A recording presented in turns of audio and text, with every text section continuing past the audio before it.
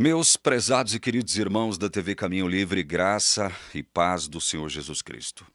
Eu gostaria de comentar um trecho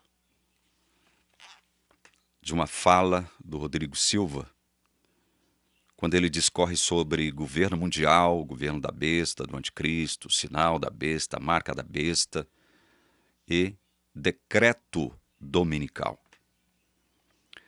Quem acompanha a TV Caminho Livre, quem conhece um pouco dos postulados da Igreja Adventista sabe que essa questão do decreto dominical é uma questão cara aos adventistas, porque eles acreditam que a Igreja Católica, apoiada pelos Estados Unidos da América, que segundo a Igreja Adventista seriam aí a segunda besta que sobe da terra, lá de Apocalipse 13,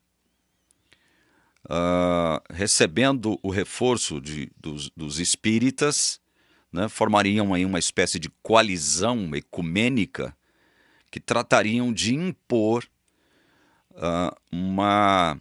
um decreto ordenando, né, exigindo que todos os seres humanos da face da terra santifiquem o primeiro dia da semana, o domingo. E isso para a Igreja Adventista seria o sinal, a marca da besta.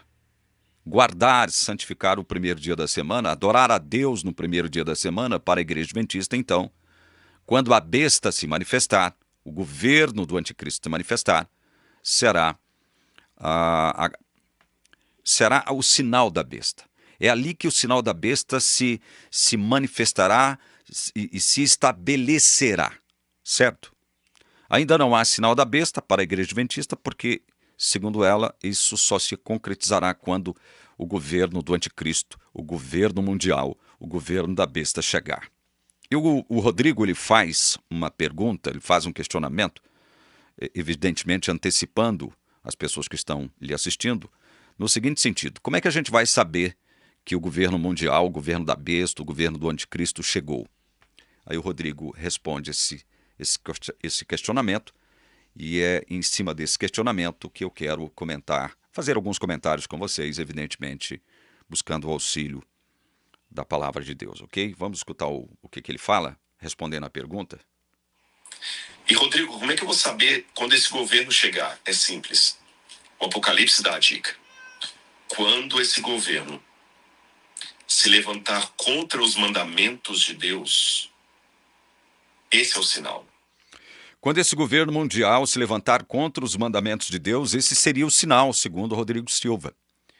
Olha, o que o Rodrigo... Qual é o assunto? Qual é o tema?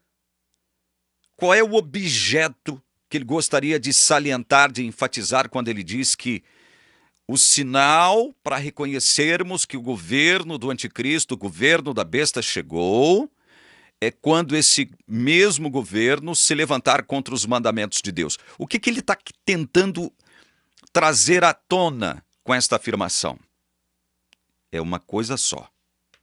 É só uma coisa. A guarda do sétimo dia, o sábado,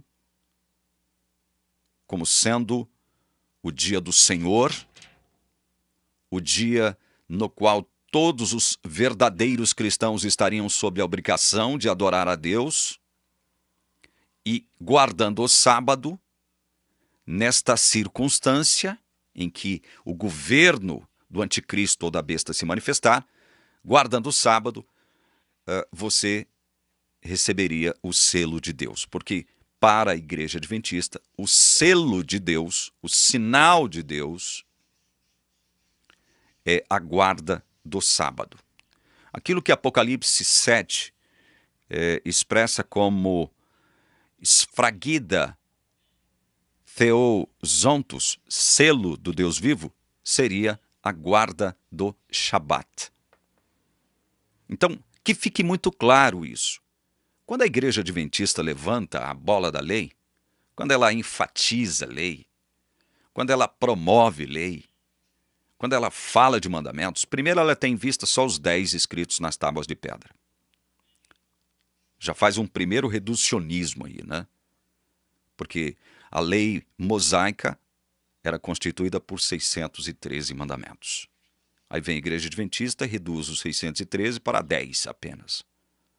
E dos 10, ela vai dar ênfase ao quarto mandamento da lei de Moisés, que exigia a guarda do 7º dia da semana, o sábado. Então, quando o Rodrigo Silva ele faz esse tipo de afirmação, de que o sinal para que todos reconheçamos que o governo do anticristo, o governo da besta, esse governo mundial, chegou, é quando este mesmo governo se levantar contra os mandamentos de Deus, ele quer trazer à tona isto, a questão da guarda do sábado. Porque a igreja admite o seguinte, olha, Papa, besta do Apocalipse, porque para a Igreja Adventista o papado é a besta, juntamente com os Estados Unidos da América do Norte, seria a segunda besta, aqui de Apocalipse 13, verso 11, juntamente com os espíritas, eles vão formar uma espécie de coalizão, né, ecumênica, com o propósito de impor um decreto dominical exigindo a guarda e santificação do primeiro dia da semana. E quando isso acontecer, todos que obedecerem a esse suposto decreto dominical estariam recebendo a guarda da besta, o sinal da besta, guardando o domingo, santificando o domingo. Então quer dizer que para a Igreja Adventista, guardar o sábado significa o quê? Receber o selo do Deus vivo, o esfragida theos ontos, a expressão grega para selo do Deus vivo.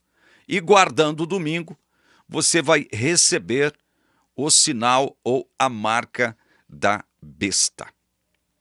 Em resumo é isso, gente. Em resumo é isso aí.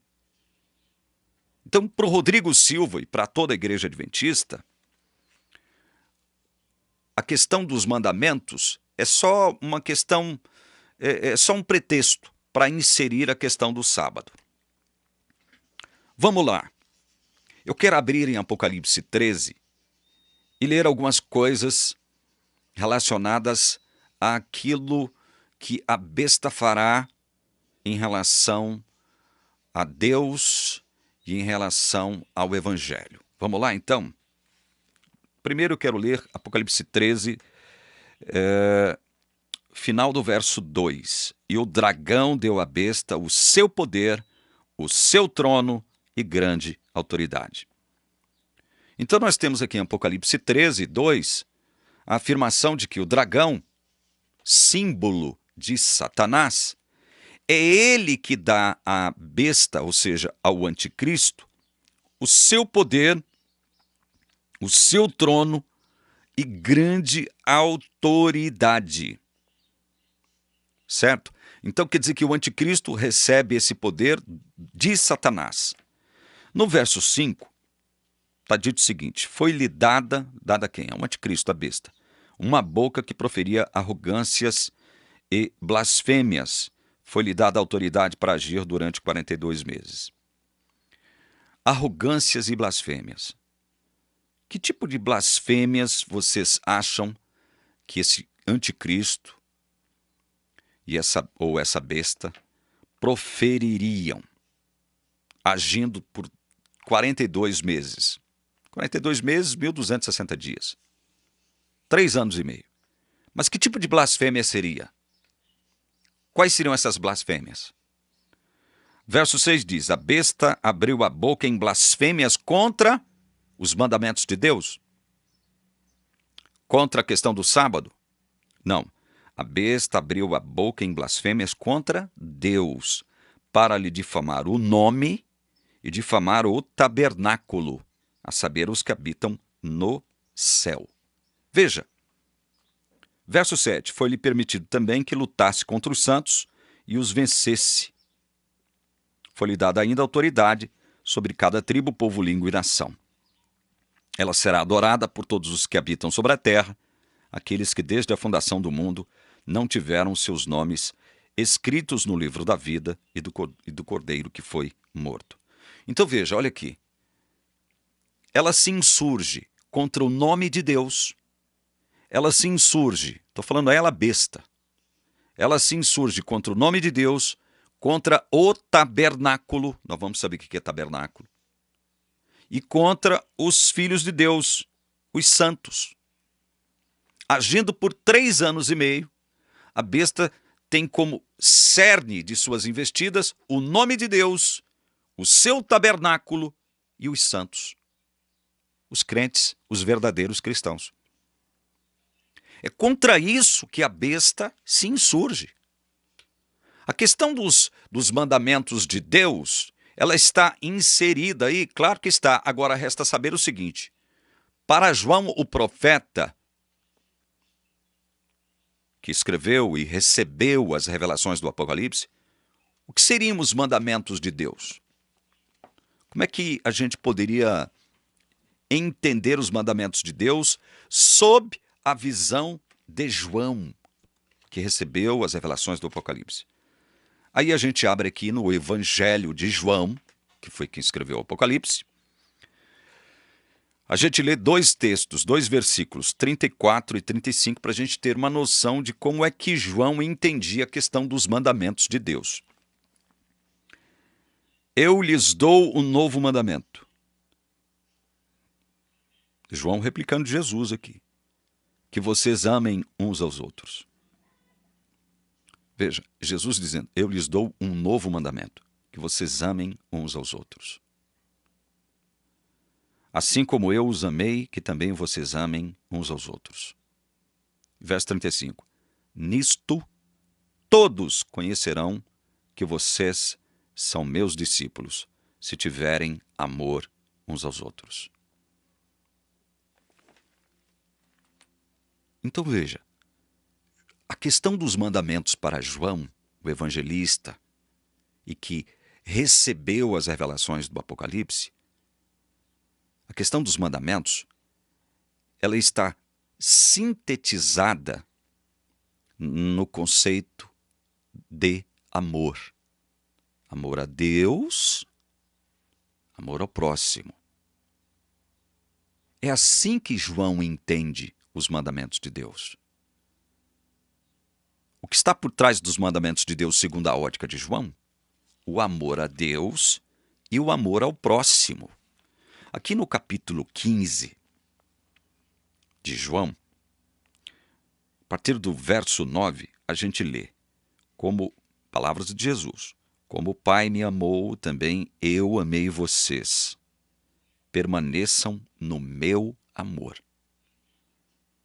Se vocês guardarem os meus mandamentos, permanecerão no meu amor. Assim como também eu tenho guardado os mandamentos de meu Pai, e no seu amor permaneço. Você percebe que Jesus, sendo replicado por João o evangelista aqui também, quando ele fala de mandamentos, qual é o conceito? Qual é o assunto que ele levanta? Ele dá ênfase em que assunto? Sobre o Shabat? Guarda do sábado? Não. Quando Jesus fala de mandamentos, sendo replicado aqui por João o evangelista, no seu evangelho, o que está por trás disso? O amor. O amor. Olha o verso 12. O meu mandamento é este, que vocês amem uns aos outros assim como eu os amei. É Jesus dizendo, o meu mandamento é este. O que eu estou ordenando vocês a fazerem é este, que vocês amem uns aos outros assim como eu os amei. E aí ele diz no verso 14, vocês são meus amigos se fazem o que eu lhes ordeno. E aí, aqui no verso 17, ele está dizendo, olha, ele está dizendo no verso 17, o que eu lhes ordeno é isto, que vocês amem uns aos outros. Vejam, o que está por trás então dos mandamentos de Deus para Jesus e para o evangelista João? O amor. É pelo amor que nós seremos conhecidos como discípulos de Jesus. Então, nós precisamos entender isso. Nós precisamos entender isso. Paulo, aqui em Romanos, capítulo 13, versos 8, 9 e 10, ele diz assim, olha, não fiquem devendo nada a ninguém, exceto o amor de uns para com os outros, pois quem ama o próximo cumpre a lei.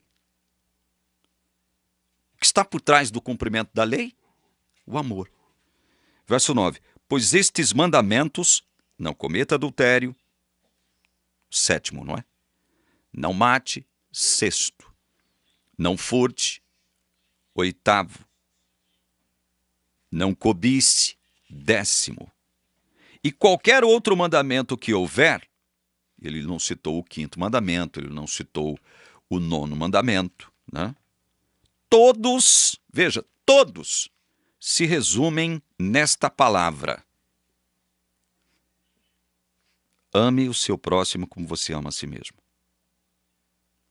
O amor não pratica o mal contra o próximo, portanto, o cumprimento da lei é o amor. O cumprimento da lei é o amor. Veja, não tem absolutamente nada aqui em relação ao Shabat, a guarda do sábado. Aqui em Gálatas, o próprio apóstolo Paulo, capítulo 5, verso 14, ele diz: porque toda a lei se cumpre em um só preceito, a saber, ame o seu próximo como a si mesmo. Toda a lei se cumpre em um só preceito, a saber, ame o seu próximo como a si mesmo. Toda a lei se cumpre nesse mandamento aqui. Então a gente percebe, segundo a palavra de Deus, isso aqui não é uma conjectura minha, não é uma especulação saída dos meus cotovelos. Segundo a palavra de Deus, aqui no Novo Testamento, a questão dos mandamentos, a questão da lei de Deus como um todo, e a gente sabe que lei, ela tem um sentido amplo aqui no Novo Testamento. Às vezes, o termo lei se refere aos primeiros 5 livros da Bíblia, o Pentateuco. Às vezes, o termo lei se refere a todos os escritos veterotestamentários, ou seja, do Velho Testamento. E às vezes o termo lei se refere ao quê? Ao Código Legal Mosaico, que era constituído por 613 mandamentos. E não apenas 10. E não apenas 10. Então, a gente percebe que por trás dessa discussão da lei, por trás desta ênfase da lei e dos mandamentos aqui no Novo Testamento, a gente tem o que mesmo? A questão do amor. A questão do amor. E quando a gente observa Apocalipse capítulo 13, descrevendo que o foco, o cerne, o objetivo principal do anticristo ou da besta será o quê?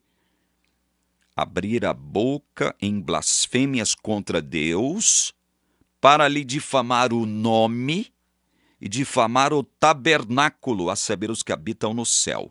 Foi-lhe permitido também que lutasse contra os santos e os vencesse. Então nós temos 3 principais focos da atenção do governo do anticristo: o nome de Deus, o seu tabernáculo e o povo santo, o povo crente, que não adorará a besta, que não se curvará ao governo do anticristo.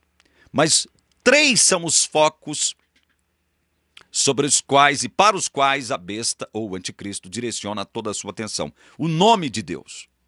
O nome de Deus. Gente,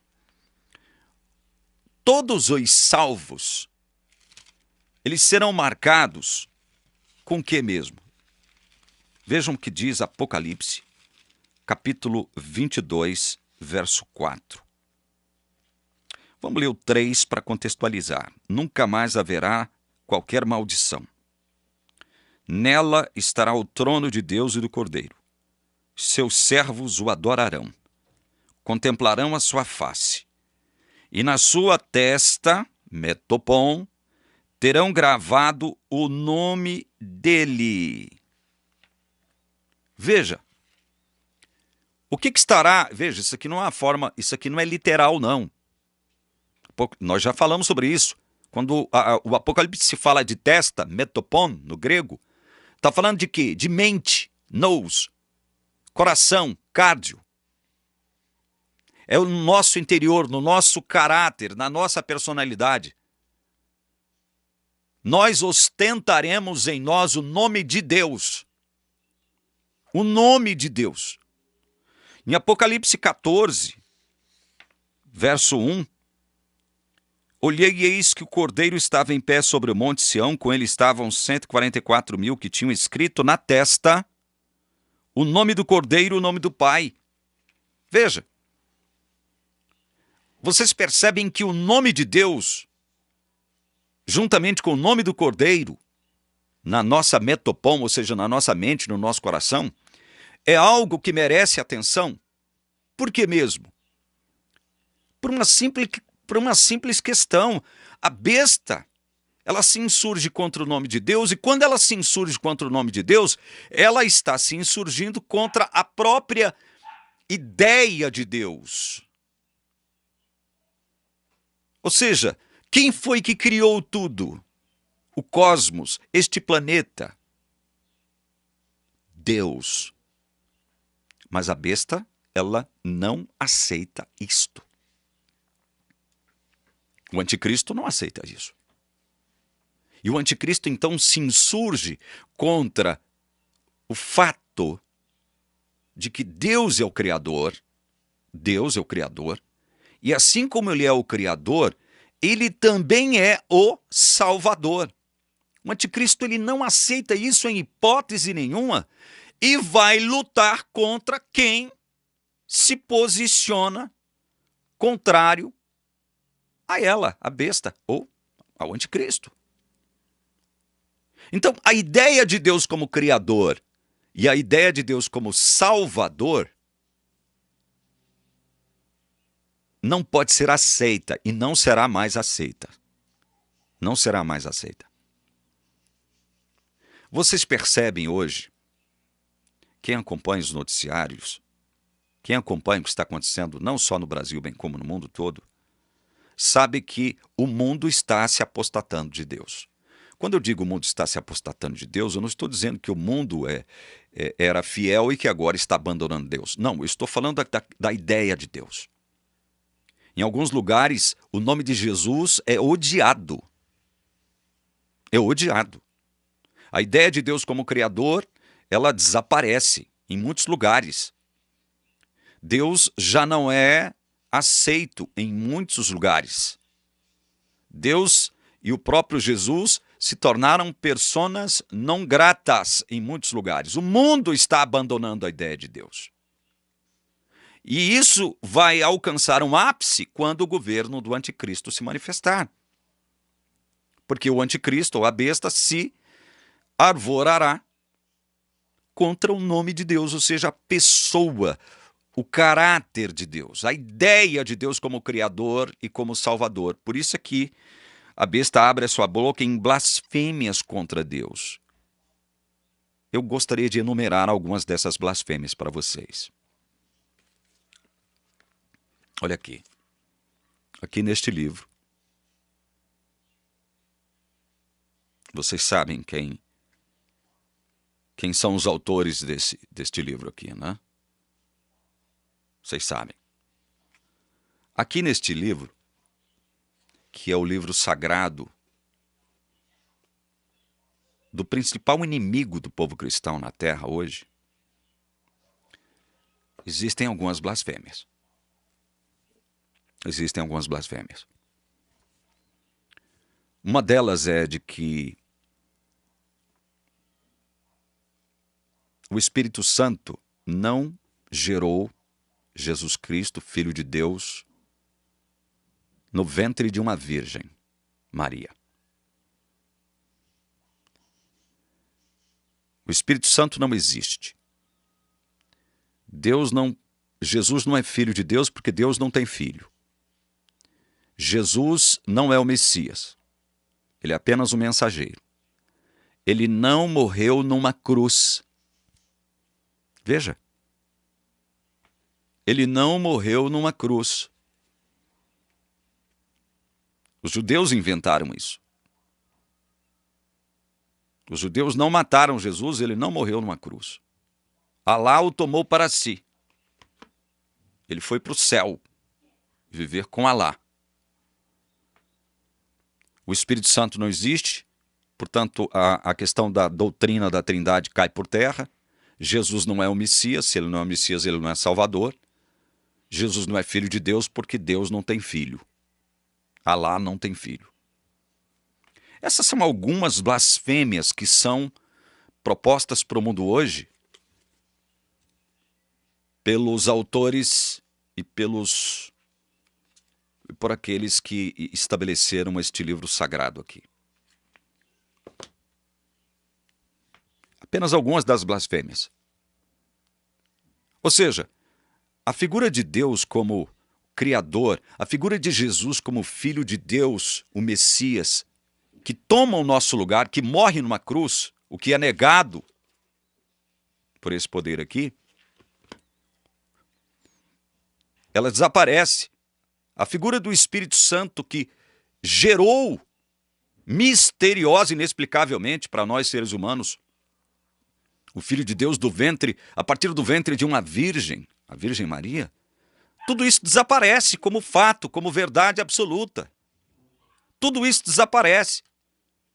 Por isso que a besta se insurge contra o nome de Deus e contra o seu tabernáculo. Ora, o tabernáculo foi o modo, o método, o meio que Deus encontrou para o quê? Não só ilustrar, mas para ensinar para o seu povo o que é o Evangelho.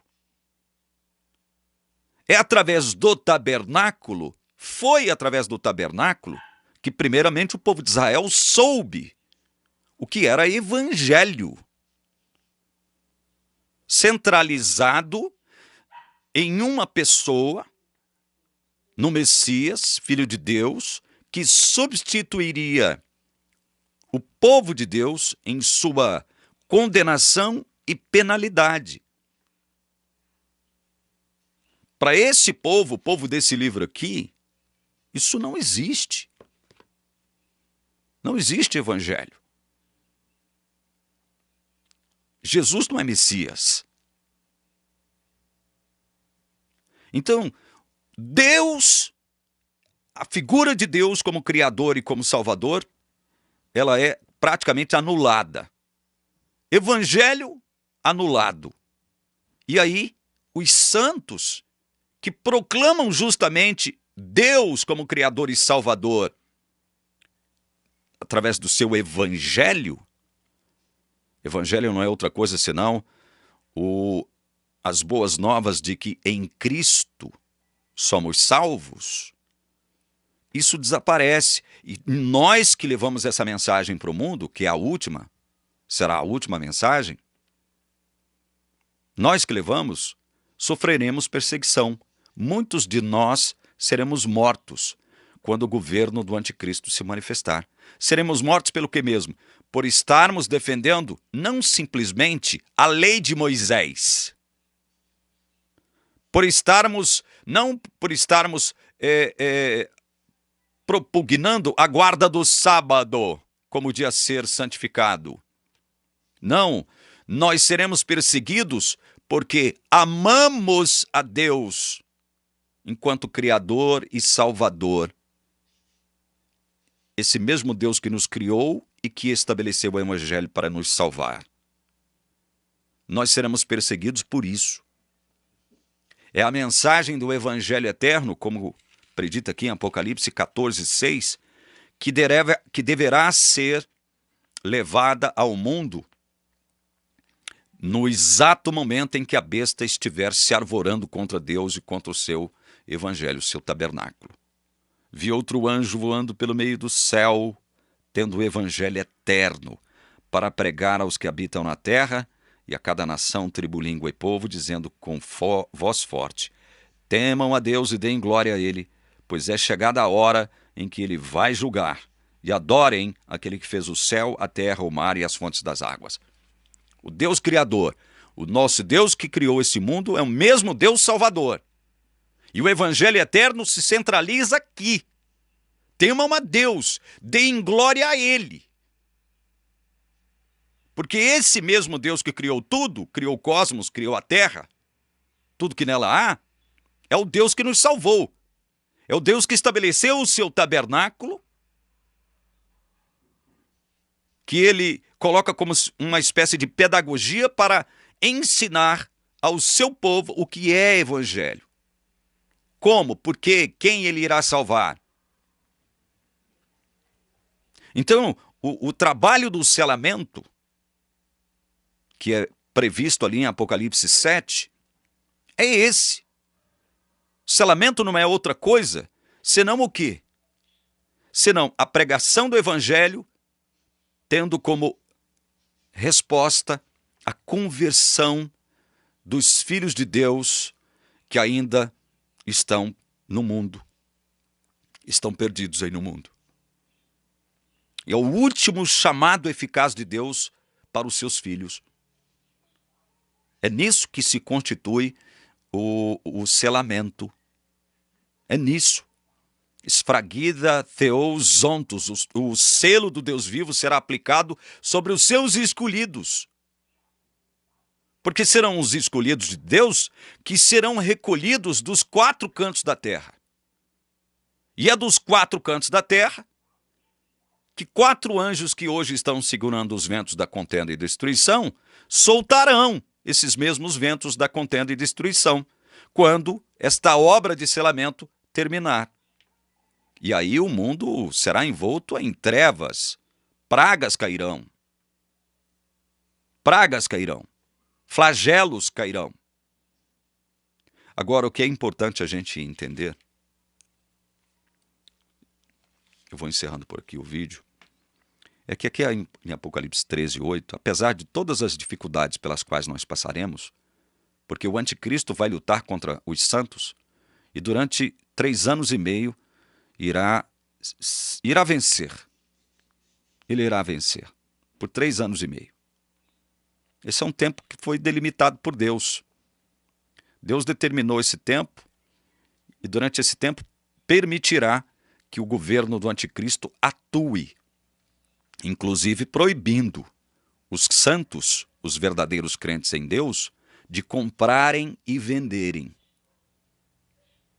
Mas olha só, por que os santos serão proibidos de comprarem e venderem? Apocalipse 13:8 diz assim: e ela, besta, será adorada por todos os que habitam sobre a terra, aqueles que desde a fundação do mundo não tiveram seus nomes escritos no livro da vida do Cordeiro que foi morto. O que esse texto deixa implícito aqui? Deixa implícito o fato de que nenhum santo verdadeiro, nenhum crente verdadeiro, nenhum filho de Deus verdadeiro, que tem o seu nome inscrito no livro da vida, adorará a besta. Desde quando o nome dos escolhidos de Deus, dos filhos de Deus verdadeiros, estão escritos no livro da vida? Desde quando, segundo esse texto? Desde a fundação do mundo. Desde a fundação do mundo. E isso aqui é repetido em Apocalipse 17:8, segunda parte. Aqueles que habitam sobre a terra, cujos nomes não foram escritos no livro da vida, desde a fundação do mundo, se admirarão vendo a besta que era e não é mais, mas tornará a aparecer. Então veja, o que nos alegra, o que nos conforta, é saber que nós, que cremos em Jesus Cristo, verdadeiramente, nós tivemos nós já fomos selados quando Deus colocou o nosso nome no livro da vida e foi atrás de nós, e através do Espírito Santo nos regenerou. O Deus criador, veja, que criou todas as coisas lá no Gênesis, e que temporariamente perdeu essa criação para o pecado, ele estabelece uma nova criação quando Jesus ressuscita no primeiro dia da semana. Olha só que interessante. A velha criação morreu, mas em Cristo Jesus, que ressuscita no primeiro dia da semana, nasce uma nova criação. Nasce uma nova, não vou dizer raça, mas nasce um povo. O povo de Deus nasce quando Jesus ressuscita. Quando Jesus ressuscita, ele é designado Filho de Deus. E com a sua ressurreição, ele está estabelecendo uma nova criação de Deus. O mesmo Deus Criador, que no passado perdeu a sua criação para o pecado, ele agora cria um novo povo para si mesmo. Com a ressurreição de Jesus no primeiro dia da semana. Analisem o seguinte. Os cristãos hoje, católicos e protestantes, evangélicos, adoram a Deus no primeiro dia da semana, no domingo. Quer dizer que adorar a Deus no primeiro dia da semana é pecado. Constituir-se-á no sinal da besta, quando a besta se manifestar. É isso. E haverá então um decreto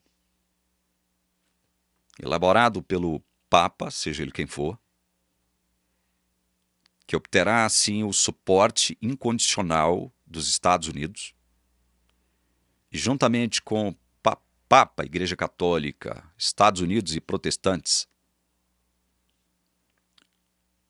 mais Espiritismo, irão impor a santificação e guarda do domingo para o mundo inteiro. E quem aceitar esta imposição, quem se curvar a este suposto decreto, estaria recebendo a marca, o sinal da besta. Estaria perdido. E somente quem guardar o sábado dentro da Igreja Adventista do sétimo dia é que será selado e será salvo. Olha, afirmar tal coisa constitui-se num reducionismo exclusivista, sectário, arrogante. Uma coisa inaceitável. Inaceitável. Quer dizer que o mundo inteiro perseguirá um pequeno povo, uma organização conhecida como Igreja Adventista do Sétimo Dia, por eles guardarem o sábado. Eles serão os únicos selados. Eu queria perguntar se vocês já se questionaram acerca do Islã. Vocês acham que o Islã se dobraria a um decreto dominical? Vocês acham que os judeus, os religiosos, ortodoxos, ultra-ortodoxos, racídicos, messiânicos, vocês acham que eles se curvariam a um decreto dominical? O que acham vocês? Vocês já pensaram nisso, nessa hipótese? Para haver então esse tal governo mundial, baseado nesse suposto decreto dominical, tanto judeus quanto muçulmanos teriam que se curvar a esse tal decreto dominical. Protestantes, católicos, evangélicos estariam todos do lado da besta, recebendo supostamente o sinal ou a marca da besta. E somente a Igreja Adventista do sétimo dia se recusando a se dobrar ante esse decreto dominical e recebendo supostamente o selo do Deus vivo, guardando, por guardar o sábado. Então quer dizer que guardar o sábado será o cerne dessa questão. A guarda do sábado será o cerne. A igreja pratica um reducionismo ridículo e ao mesmo tempo que arrogante. Ellen White diz que, em visão, entrou no Santíssimo e teve acesso ao interior da arca. E ao ter acesso ao interior da arca, ela observou as tábuas contendo os 10 mandamentos e uma luz muito forte incidindo sobre o 4º mandamento. Uma luz que incidia com mais força e glória sobre o 4º mandamento do que nos demais. Vejam a que ponto chega a prepotência, a arrogância disfarçada de santidade dessa teoria, dessa coisa. Impressionante isso, impressionante. Quer dizer que o cerne de tudo será a guarda do sábado? Em que lugar a Bíblia condenou as pessoas, os cristãos, a adorarem a Deus no primeiro dia da semana? Em que lugar você encontra isso? Em que lugar?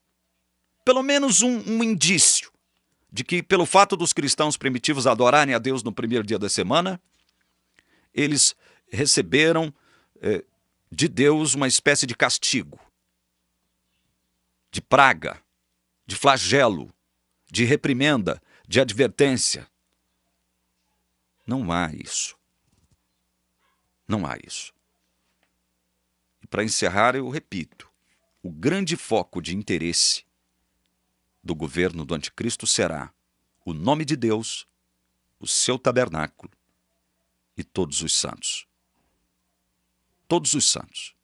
Esses cujos nomes estão no livro da vida desde a fundação do mundo. São atrás desses